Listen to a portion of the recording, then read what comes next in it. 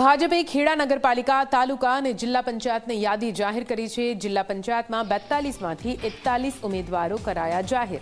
41 બેઠકમાં 6 થી 7 જેટલા ચહેરા રિપીટ કરવામાં આવ્યા। અનેક બેઠકો પર ચહેરા બદલાયા પણ ટિકિટ ઘરમાં જ રહી છે। કેટલીક સીટો પર પત્નીને બદલે ભાજપે પતિને આપી છે ટિકિટ।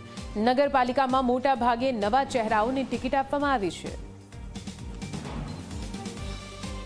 સ્થાનિક સ્વરાજ્યની ચૂંટણીમાં છેલ્લા 2 દિવસથી ભારતીય જનતા પાર્ટીના ઉમેદવારોની જાહેરાત થઈ રહી છે અને વિશેષ આજે આ ચૂંટણી છે ત્યારે આજે ફોર્મ ભરવાની શરૂઆત થઈ છે અને આ સ્થાનિક સ્વરાજ્યની ચૂંટણી એ સ્થાનિક વિકાસની છે અને ભારતીય જનતા પાર્ટીની નીતિ રીતિ અને વિકાસની રાજનીતિને વર્ષોથી કુલ મળીને 31 વર્ષથી ભારતીય જનતા પાર્ટીનું એકાધારું શાસન ગુજરાતમાં છે।